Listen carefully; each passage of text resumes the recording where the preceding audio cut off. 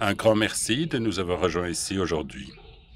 C'est un sujet passionnant, à savoir le rôle de ciseaux pour déployer, construire cette confiance. Je commence par me présenter. Alors, j'ai ici simplement une faiblesse. Je ne suis pas ciseau, mais je travaille avec une équipe de sécurité en étroite collaboration. On a des systèmes de gestion intégrés et moi, je supervise la partie protection de l'information privée. Et donc, je suis très heureuse de vous adresser la parole ici aujourd'hui. Je fais partie de l'équipe OneTrust, qui est une plateforme d'intelligence confiance pour automatiser un certain nombre de choses dont on parle ici, particulièrement quand il s'agit de la gestion du risque. Voyons d'abord ce terme confiance. Et je crois que vous avez probablement déjà vu ceci plus tôt. C'est vraiment absolument la confiance dont on parle beaucoup, surtout quand on n'en a pas ou quand on l'a perdu.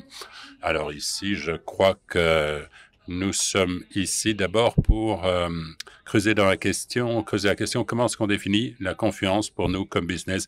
Si on est supposé mettre en œuvre la confiance et être un business de confiance, on devrait avoir une définition commune quant à ce qu'est la confiance pour notre business. Pour vous donner, forger une idée de là où je vois le lien entre le ciseau et les rôles chargés de la sécurité de l'entreprise, et d'autre part, cette idée de confiance. Alors, on peut percevoir tous ces exemples à l'écran qui vous montrent qu'on perd la confiance quand on n'assume pas correctement ce travail de sécurité. Les exemples, ce sont les entreprises qui font enfreignent donc les data, les données. C'est là que l'on perd cette confiance. Du côté ici, le rôle ciseau peut être assez instrumental pour construire la confiance, surtout si vous avez des postes de sécurité solides et si vous pouvez montrer aux commerciaux que vous faites les choses de façon transparente, alors vous pouvez montrer que vous pouvez assurer cette confiance. Donc la sécurité a un rôle essentiel à assumer dans ce débat. Quelques exemples. Une érosion de confiance, des problèmes liés à la sécurité, tout comme d'autres. Nombre de ceux-ci comprennent notamment des amendes ou des mauvaises données qui sont parues dans la presse, ce qui montre que l'équipe sécurité a un rôle essentiel à assumer, pas seulement du côté de la prévention, ces problèmes qui sont liés à la sécurité, il n'est pas possible de les éviter tous, mais aussi quant à la façon de donner forme à cette communication sur ces événements sécuritaires et la façon dont on prépare la position de l'entreprise face à tout débat sur la sécurité, comment on gère le risque. La sécurité et le risque, c'est déterminant dans cette question de confiance. J'y reviens dans un instant, en fait. Comme je vous l'ai déjà dit plus tôt, une partie essentielle pour construire cette confiance dans votre business, c'est de bien comprendre ceci. De quoi parle-t-on exactement quand on dit confiance? Si vous deviez demander à de nombreuses organisations, vous obtiendrez probablement des définitions très distinctes. Encore une de plus. Voici notre définition de la confiance. Et comme vous le voyez à l'écran, la confiance, c'est toute une série d'engagements sur l'intégrité qui sont mesurés en permanence, qui sont testés et qui sont mis en œuvre par un comportement cohérent. Est-ce que vous êtes familier? Ça vous dit quelque chose? Moi, je vous défie d'avoir vu ceci plus tôt, parce que c'est très similaire à ce qu'on appelle un contrôle de risque. Et là, il y a une bonne raison pour laquelle nous percevons la confiance définie par les contrôles. Si vous approchez la confiance comme un objectif, alors vous pouvez le ventiler, si vous voulez, en étapes opérationnelles ou identifier les risques, des risques vis-à-vis de votre objectif confiance, mais aussi identifier les contrôles que vous mettez en œuvre pour justement maîtriser ces risques en matière de confiance. Notre proposition, c'est que si vous pensez confiance pour votre business, travaillez-y de façon opérationnelle et commencez-y à y réfléchir au moment où vous contrôlez les risques auxquels sont confrontés votre business est confronté. Alors, un des soucis provient de façon assez naturellement. Je voulais le souligner simplement. On a quelques personnes impliquées dans ce débat sur la confiance, tant en interne dans l'entreprise, mais aussi de façon externe. L'ensemble de ces parties prenantes bénéficient soit de la confiance ou en subissent un impact en la développant pour votre business. Probablement que les clients sont un des adjudicateurs pour déterminer si vous bénéficiez de leur confiance ou pas. Parce que sinon, votre unité, votre salarié, ce sont des gens sur le terrain qui cassent ou qui font la confiance pour votre entreprise. Si vous avez cette confiance au sein du business, un élément critique à souligner, c'est que la confiance, elle est post-fonctionnelle, si vous voulez. C'est-à-dire qu'il y a des personnes chargées de la protection de la vie privée qui parlent de la confiance et qui parlent de concepts et par évaluation de la protection de la vie privée. Vous avez des Chief Finance Officers, des gens du marketing qui parlent de la confiance, l'équipe chargée de la relation à la clientèle qui parle de la confiance, et tout un chacun a son propre agenda quant à la raison pour laquelle ils abordent le concept de confiance. Si vous voulez embrasser, si vous voulez, cette idée d'objectif sécurité de votre point de vue en qualité de ciseau, il vous faut dialoguer avec l'ensemble de ces parties et bien comprendre quels sont leurs objectifs, de sorte que vous couvriez cela comme étant des objectifs mesurables. Et il faut avoir des métriques à ce sujet et avoir le support contrôle du risque lié à tout un chacun. Dans le cas de figure où vous l'avez déjà entendu, oui, c'est dur. Ça semble très dur parce que ça veut dire qu'il nous faut s'assurer que nous dialoguons avec l'ensemble de ces parties prenantes. Vous déployez la confiance et donc vous devez vous adresser à beaucoup de personnes et ça peut être dur et difficile. Pourquoi le fait-on? Si c'est si difficile et qu'il y a tellement d'autres choses à faire, bien, la question c'est qu'au fait, il y a pas mal d'avantages qui en découlent pour nous. Un certain nombre d'entre eux sont d'abord assez évidents, faciles à deviner. Vous pouvez avancer cette confiance comme étant un avantage compétitif. Et au fait, je dirais que dans certains business, ils ont déjà parcouru ce trajet et assez bien. Regardez les publicités de Apple à titre d'exemplaire et ils adorent cette idée en disant « Oui, vous pouvez nous faire confiance quant à vos données. On ne trahira pas votre confiance. » C'est un message fort de la part de Apple, ce qui peut se traduire notamment dans une question de facilitation pour vous, pour attirer davantage d'investisseurs. Investisseurs qui, en général, sont davantage attirés par des business qui développent ce cadre de la confiance. Pour eux, ce n'est pas un concept de romantisme ou d'idéalisme, pas du tout. C'est simplement prouver que les business qui sont ont ce cadre de confiance subissent moins d'incidents, ce qui se traduit fatalement par moins de dégâts sur la valeur de leur action. C'est un calcul froid. Ils investiront davantage dans un business qui pense conformément aux lignes des tracés de confiance par rapport à un business qui pense protection de la vie privée, sécurité, ceci, mais davantage en silo, sans lien diagonal.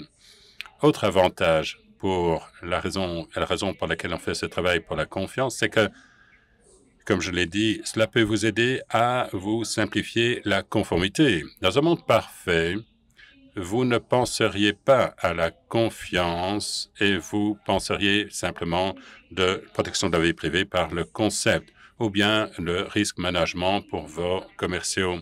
Vous penseriez à cela de façon holistique.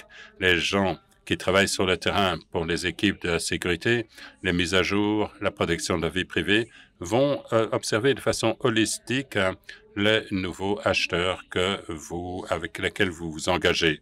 Et ils font les évaluations simultanément, ce qui se traduit par un avantage pour le business parce que cela réduit le temps qui consacre l'équipe achat et aussi éviter les doublons et en posant des questions similaires en raison du fait qu'elles soient pertinentes pour l'ensemble des équipes.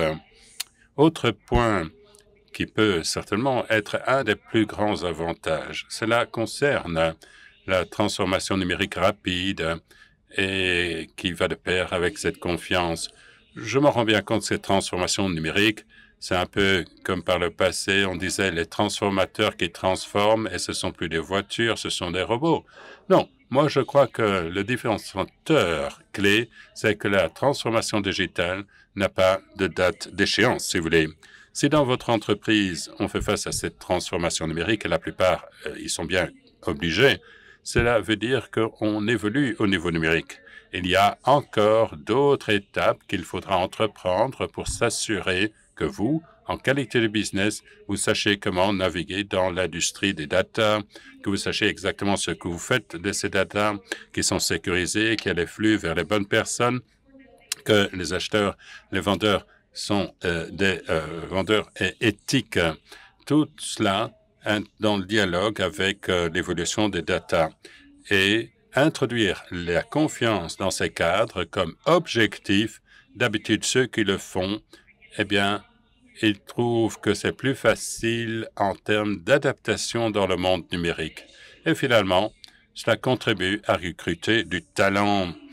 Assez surprenant ou pas, mais les gens sont beaucoup plus à même de travailler pour des entreprises qui prennent un certain nombre de problèmes au sérieux et qui s'inscrivent dans leurs valeurs. Si vous êtes justement une de ces personnes sur le marché, allez probablement moins vite travailler pour un business dont on a parlé dans les médias en raison de l'esclavage, du travail de l'enfant ou de ne pas avoir pris au sérieux la sécurité de ses salariés.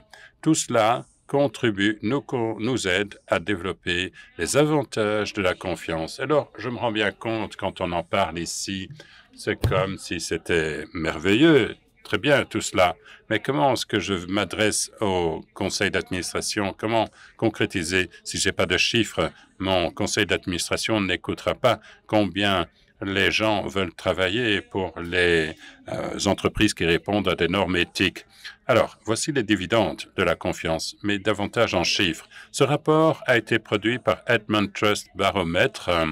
C'est un rapport spécial qui nous provient de Brand Trust en 2020 et 2021.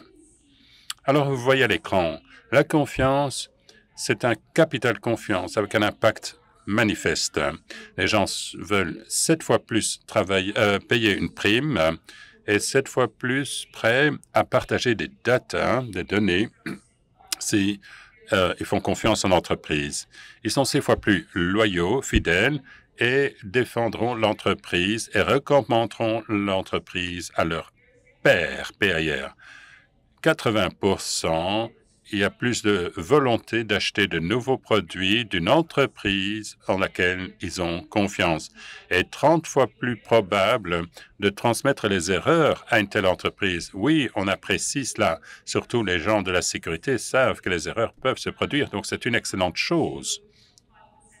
25% de CGR supérieur et aussi font confiance aux affiliés de l'entreprise. Si vous penchez sur ces programmes de partenariat ou de fidélité, c'est une mesure essentielle. Si j'ai confiance en quelqu'un, je suis plus à même d'acheter donc des produits et services de les fournisseurs également.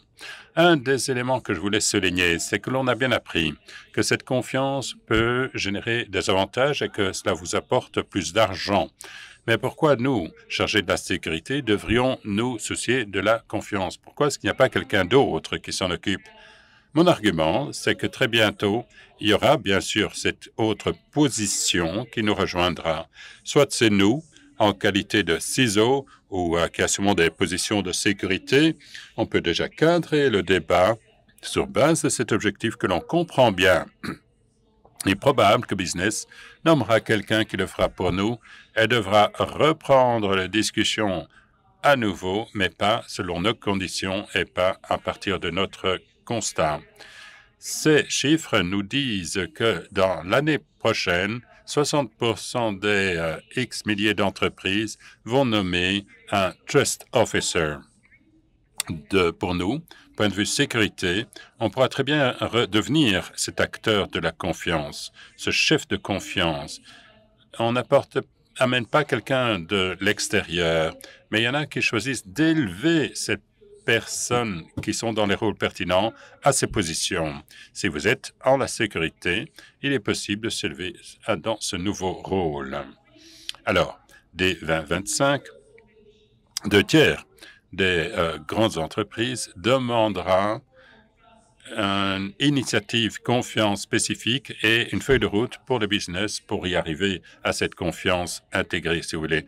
Le conseil d'administration répond à l'idée que les indicateurs de confiance nous renvoient aussi à des chiffres de croissance et de stabilité accrus pour les entreprises et cherche cette confiance comme étant un de ces cadres nécessaires pour que l'entreprise la suive. Et finalement, en 2025, 40% des entreprises des 40% les plus fortunés vont donc recommander à leurs partenaires à recommander cette confiance comme étant un indicateur clé. C'est ça, pas simplement dans les conseils d'administration qu'on nous pousse à développer cette confiance, c'est dans toute la chaîne.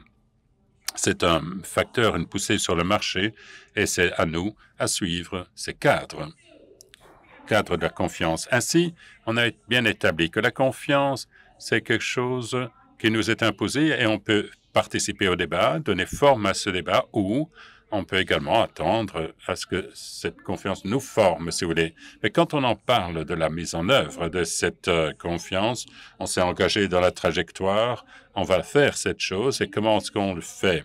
Alors, il y a cet éléphant dans la salle, si vous voulez, auquel on ne s'adresse pas. Et c'est le facteur humain, tout simplement. Quand vous parlez de confiance, vous êtes tenu de parler de l'humain, finalement. Par qui commencer de mieux que ciseaux, vous-même? Comment vous représentez, vous défendez cette confiance?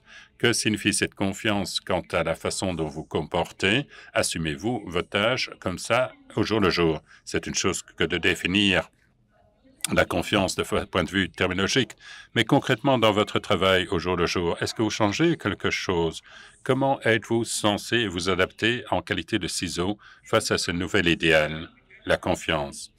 Ce schéma, je le trouve très utile. Ce que cela fait pour moi et pour nous, c'est que cela traduit bien la confiance en élément clé de la confiance. L'intention, l'intégrité, capacité, le résultat, talent, dans des caractéristiques spécifiques de la personne qui mérite cette confiance. Voici un exemple avec cette intention, par exemple. Eh bien, vous voyez cette transposition dans la personne, à savoir qu'elle est transparente, ouverte et qu'elle soit bienveillante. À titre d'exemple, dans la vie réelle, vous faites face à une infraction au niveau des données, une fuite de données. Vous êtes sur le front et vous décidez du nombre d'informations qui a été transmise, combien êtes-vous transparent? Bien sûr, il y a marketing, le service juridique, etc. Mais au fait, vous êtes la personne qui décide de ce que vous allez partager face à cette fuite. Vous êtes responsable, vous êtes fidèle, authentique quant à la façon de communiquer cela en interne. Comment mettre en œuvre les règles quand la façon dont la division sécurité va faire face aux autres acteurs. Eh bien, tout cela peut se traduire en des adaptations tangibles de votre côté, tout comme du côté de votre équipe. Un autre élément à bien souligner ici, c'est que vu que nous avons parlé de vous en qualité de ciseaux, les individus chargés de la sécurité, vous êtes déjà présents dans le débat confiance. Vous pouvez estimer être plus au centre de ce débat que ce à quoi vous seriez attendu. Et un des éléments précisément qui est survenu de plus en plus souvent en termes de relation entre les ciseaux et la confiance, c'est le fait que, au fait, vous êtes la personne par excellence qui est le partenaire d'autres entités externes et de courtier. Vous êtes l'ambassadeur de cette confiance vis-à-vis de cette partie externe et vice-versa. Tout à fait similaire, vous savez délibérément pas, mais vous promeuvez ce comportement de confiance parmi les salariés, de facilitateur de la transparence parmi donc l'ensemble des salariés, du comportement du salarié. Tous ces éléments, comme par exemple le suivi des salariés ou le fait que vous évitez des mauvais salariés, si vous voulez, cela signifie que vous exercez déjà un impact majeur de la confiance de votre entreprise, tant en interne qu'en externe. Ainsi, ayant couvert l'ensemble de ces sujets en qualité de CISO dans les équipes de sécurité, on est énormément confronté à la confiance. On peut commencer par nous-mêmes.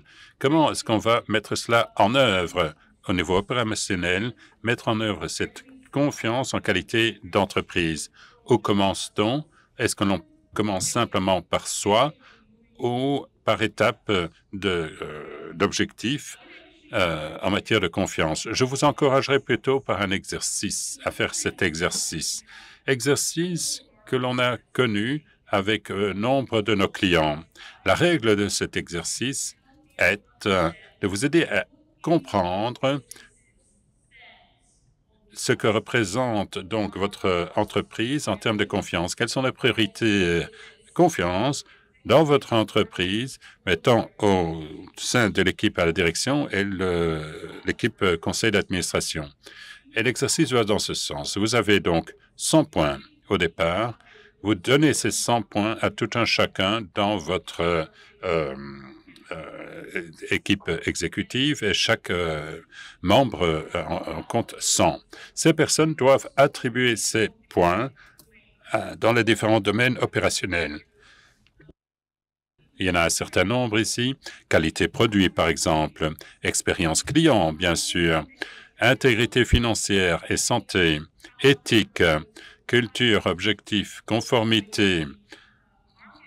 Mais aussi expérience de la marque.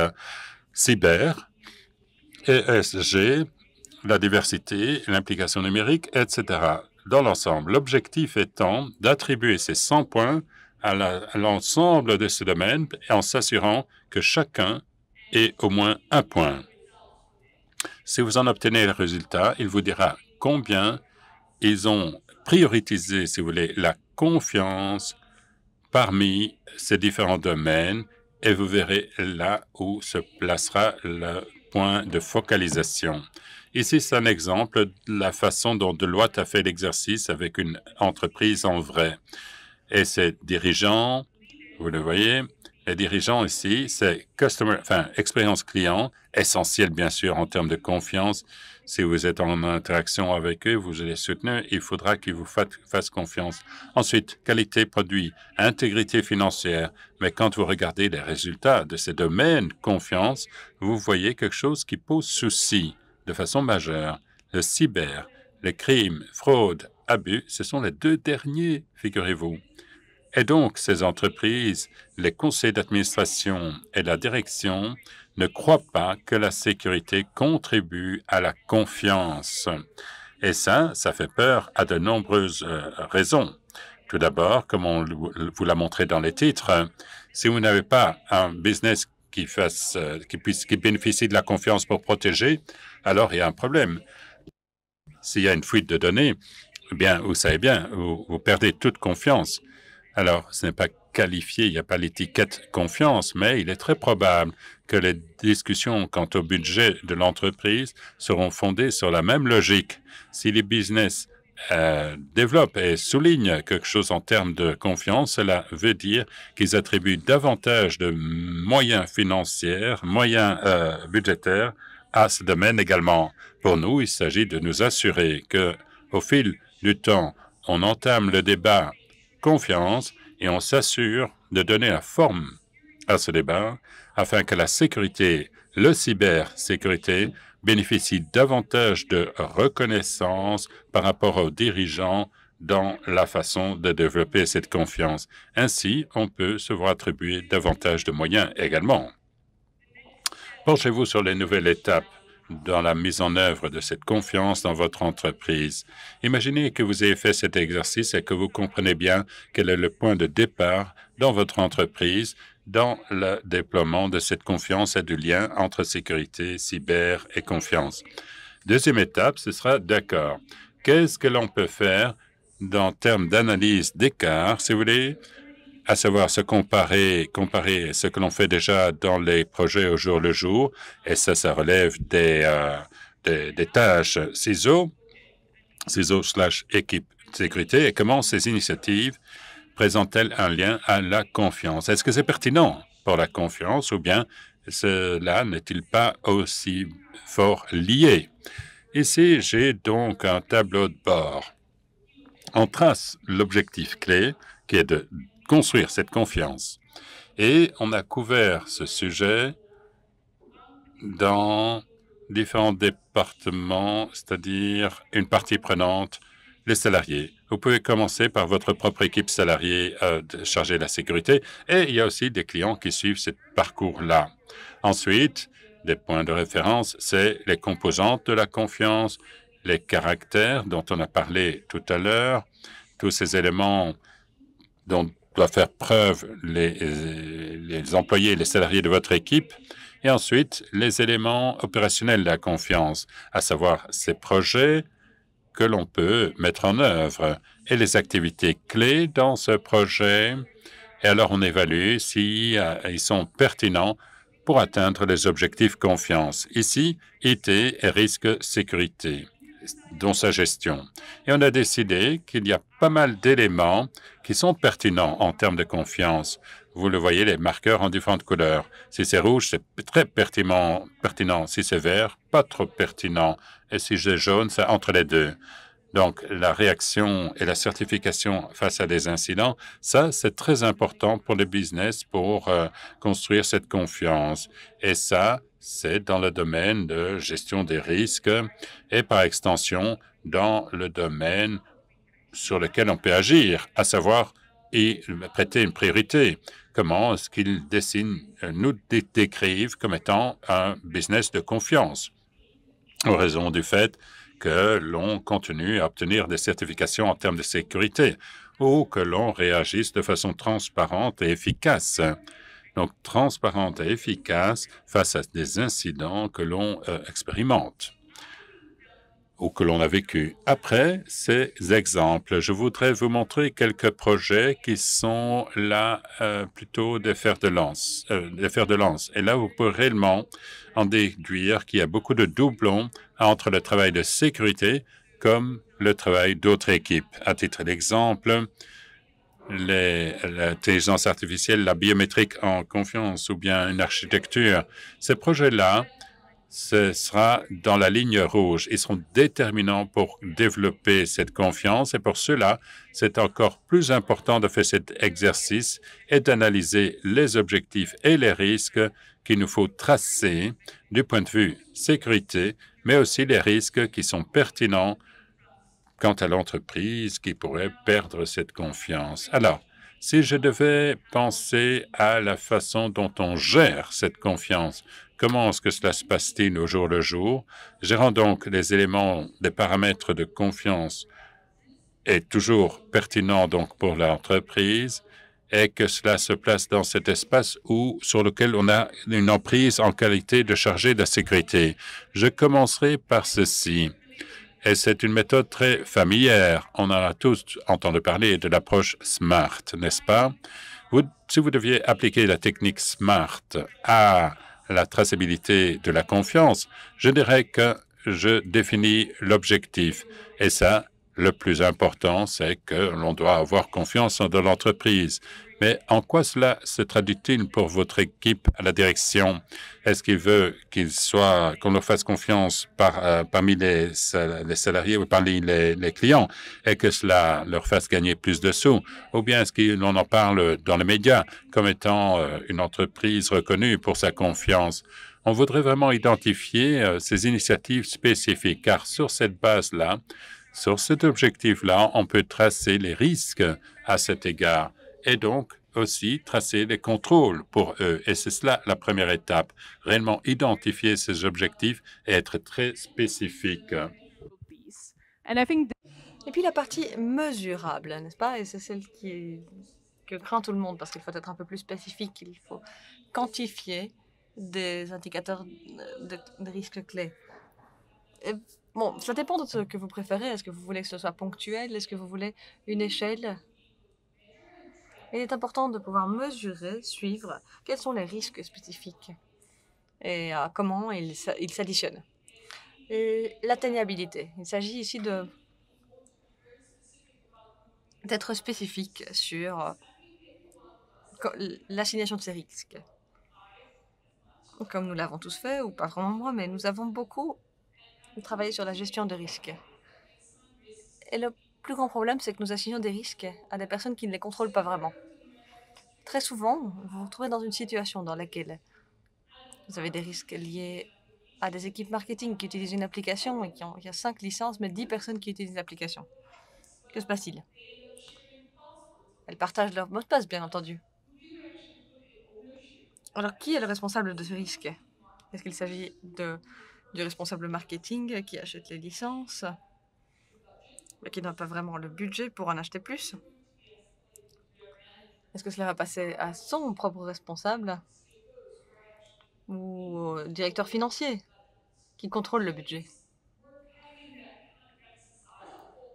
Cela vaut la peine de faire cet exercice, d'avoir ce processus pour s'assurer que si nous assignons les risques, nous le faisons de manière intentionnelle, de manière à comprendre pourquoi ces risques sont assignés, pourquoi il est important de travailler sur ces risques.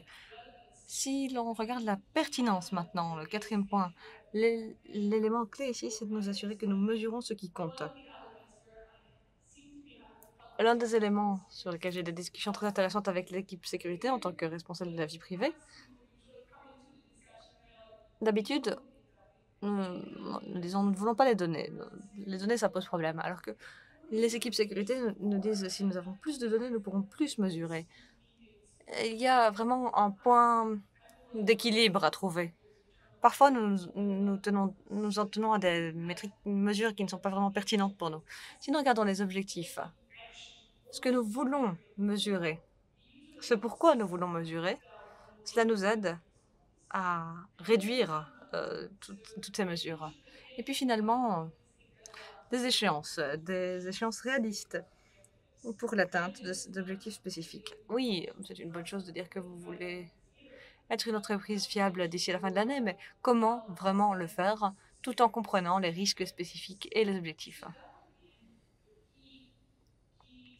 Voilà pour les points essentiels sur lesquels nous devons nous pencher. Et si l'on devait le ventiler en plusieurs points spécifiques, par exemple la mesurabilité, voici les éléments